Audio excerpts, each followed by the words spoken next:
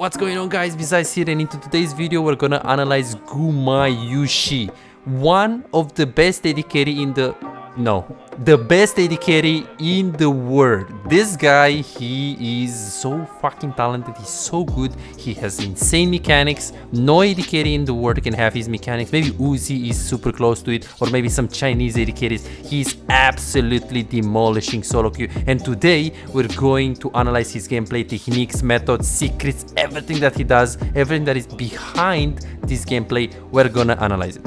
He just won the lane phase onto the bot lane really hard. He does have a lead and he's just looking to slow push the wave into them. Alistar is going in and Gumayusi is always looking to go in, but he's also, when he's going in, he's very concerned and he's very good at like, hey, I went in, okay, Alistar went in, but what are the biggest threats, abilities in this lane? Well, the biggest stretch abilities in this lane is the W of the Rakan. So what does Gumayusi, the best AD carry in the world, do? Very simple. He walks up right here, and the moment he walks up, he backs off, chat. Because he thinks about the Rakan W, and then Rakan W is like, fuck man, Gumayusi is too good. I'm just gonna use the W on the Alistar because I can't hit the Guma. His spacing is so good. His ability, the spacing is his ability to play around his range in relationship to the enemy range. So in other words, his ability to understand how close he should stay to the enemy and how far he should stay from them. Now he's just gonna push very hard, and obviously he's gonna go for the Drake. Notice what Gumayusi did right here. So after he pushed the wave, he followed for the Drake after he pushed. Of course, there are also situations where you have to follow before you push. In this case, he's following for the Drake because the Drake, as you can see, is 3.6k damage, and Gumayusi is gonna stay right here, and then it's gonna just go on bot lane. Of course, if the Drake was 300 HP, you don't need to follow, and in fact, even if it was 1k HP, 1.5k HP, it's better to not follow. This is the rule of thumb. If your jungle really needs your help, yes, show your wave if you can, then go there, or just go there depending on how urgent it is, because if it's very urgent, you can go there right away, no problem. But in general, you want to avoid going to help your jungle if it's not really needed. So right now, I want to see the kiting of Gumayusi. I want to see how he does. So he's gonna walk up right here. We can hear his keyboard. It's absolutely insane. And then right now he's gonna try to stay super max range, just focusing the target that is low HP, bread and butter, and then just going on the Lee Song. Right here, he's also leveling up his R as he's fighting. This is how good mechanically he is. And do you guys see how he played? Like, he's just walking up, and now he knows that he's gonna be inside of the tower range right here. So he auto attacks, and immediately he goes inside and outside of the tower range right here immediately. And this on the slow motion looks very easy, but this on the fast motion, on normal motion, is like boop, coop, bop, boop, and back off, and then he is not gonna flash. And also, like, look at this, guys, chat, look at this. So he's going inside and outside so easy of the tower. This doesn't even care. Now he's not gonna dive because he knows that Lee Sin might actually have flash and they might actually kill him. So what he's gonna do is that he's gonna keep his little tempo on, gonna push the wave, and he's gonna recall very soon. Enemy jungle is still on the bot lane. They do end up killing the guy after the combo. Gumayusi is looking. Notice how his camera control is. Another mistake that low elo players do that is super huge. So he's moving his camera forward. He doesn't play with locked camera. He doesn't play with the camera on his champion. Is it gonna help you if you play? If I'm stuck and I have played with locked camera, can I climb? Well, it depends what elo you are, really. It's not that bad to play with locked camera. I personally know someone that is jungle main and he's challenger and he plays with locked camera. But it depends if you play AD carry or other roles, because if you play jungle, it's not a big of a deal as long as you're watching the lane. But if you play AD carry, then it might be a bit iffy. This is why if you want to climb with locked camera, then you either have to like develop some routines that you can do to be able to get rid of this pattern, and obviously otherwise you can play with locked camera, but you have to be very good at anything else like macro, wave management, and this is what you can do with coaching, obviously, if you really want to get better. I also have a lot of videos on my Patreon. In case you guys didn't know, on Patreon I have more than 550 coaching sessions for basically most of the roles: AD carry, mid lane, tier list, super good.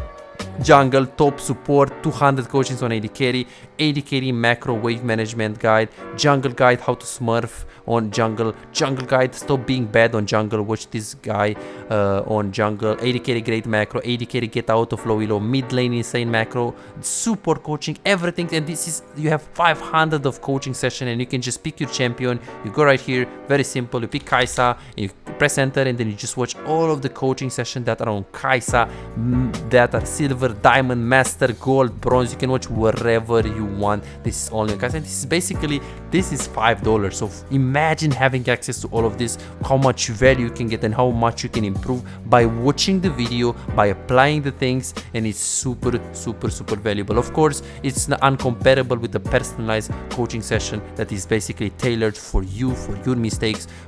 You're gonna get a personalized plan with all of the mistakes. Let's say you want to get to diamond, I'm gonna give you every single mistake. I'm gonna give you grades like in school with the mistakes, and I'm gonna give you a plan on how to fix them, and also 24/7 live support with feedback. You can ask me 24/7 anything, and I will be there to help you even without the coaching session, even after the coaching session. You're gonna get something so valuable that you're gonna be able to, 1, ask me questions anytime, 2, improve by yourself after the question, 3, identify mistakes that you will never ever be able to identify by yourself. Speaking on the game right now, Gumayusi this game is super easy right now. He's double the farm of the guy, and now he's gonna go on top lane. The reason why he goes on top lane right here is that the bot lane wave is right here, so it's super far, and he just goes on the top lane. Remember, if you're low elo, if you're below grandmaster and you roam to top lane, it's usually bad. It's usually better to just stay bot or mid, because when you go to top lane, if you face a Malphite and you don't have a jungle or a support that plays around you, you're just gonna die. So in low elo, what Gumayusi did right here is pretty suboptimal. In lower elo, you should try to go mid. If you already taken the tower bot lane, you should try to go mid lane, like Gumayusi did. He took the tower bot lane, and then he go mid lane. The two things that will matter if you wanna group mid lane is, 1, did you get the tower on bot lane, and 2, do I have minimum an item and a health? And if you both of these things are checked, then you can always group on mid lane. I don't recommend you grouping on top lane at all, because you go top lane and then you're gonna die 100%. Why? It's because you know how top lane are. Like, Malphite is gonna ult you, Fiora is gonna kill you. It's gonna be very easy for them to win the game. And obviously, very simple, is that you don't have a jungle and you don't have a support to play around you, so that's why roaming on top lane is not the best thing in the world. And even roaming on mid lane, it sometimes doesn't work. In the case where you got the tower on bot lane, you can go mid lane, stay a bit on mid lane, like for one wave, ping your mid lane to go bot, but if he doesn't follow, then you can still go on bot lane yourself and at least don't share experience. So this is how you want to play. If you apply this, I'm extremely confident that you can win a lot more games, and this is applied for me. Of course, recently I played master tier game as an AD carry, and I stomped with super good macro and super good wave management. My mechanics are not the best in the world, but you know, master tier level should be decently easy if you have good macro and wave management. So these are applicable for every single rank.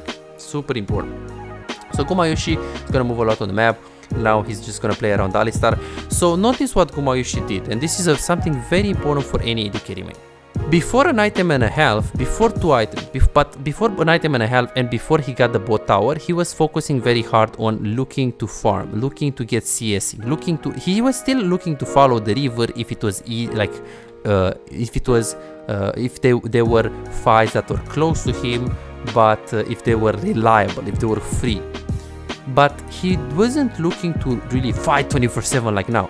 But the moment he gets an item and a half, keep this in mind, an item and a half, and he also already get the bot tower, he's looking to fight more. He's looking to hover his teammates more. He's looking to stay with them more. He's looking to do more damage.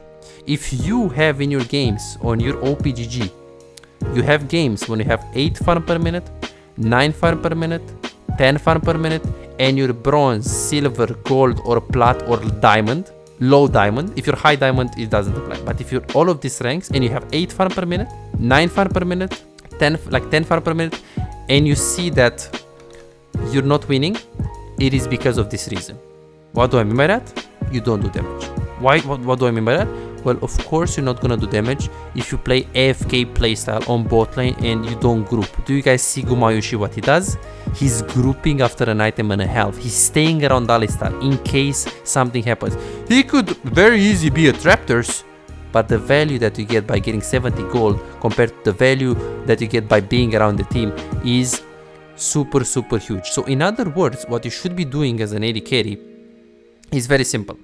If you think you have a significant impact in the team fights, and that's usually after an item and a half, you should always consider grouping and staying with your team, even though it's just hovering, like Gumayusi does in this case, for example.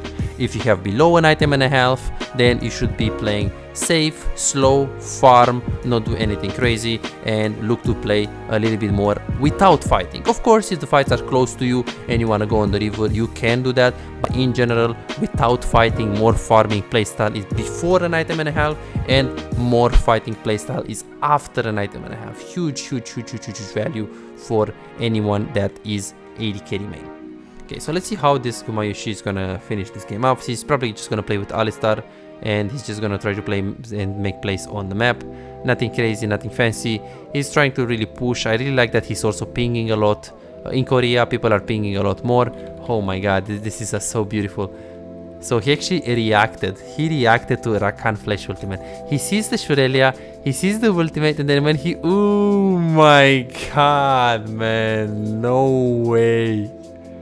No way. He went, and now the game is gonna be GG, BG. That's basically like they're gonna go Nashor, and I think there is gonna be the FF vote in a little bit. There is no way you're gonna play this game like this. Don't FF. Like now they're fighting on top lane, so after Nashor they go top. Usually after the Baron Nashor you wanna recall, but if the whole team stays top lane and keeps pushing and you have enough HP, you need to follow. This is another mistake that AD carry do. They recall when their team is pushing. Of course, if you're low HP and you can't really do anything, then obviously you shouldn't really follow. But if you have enough HP and you can make a significant impact there, don't just recall. Don't just like ignore. You shouldn't really look to ignore. You should hover. Very important. And now they're just gonna play for the bot lane, and this is basically the game. So if you want to get better in League of Legends, you can book a coaching session with me. Besides.com, you have the link in the description. You have the Patreon in the description as well if you want to get access to all of the coaching sessions, Tierlists, VODs, coach for just $5, and you get a huge value. So this is basically what you should be doing. Thank you so much for watching, guys, and I hope to see you in the next video. If you have any suggestion on what kind of videos you want from me or what kind of players you want me to analyze, let me know in the comments. Thank you so much for watching, and I hope to see you next time.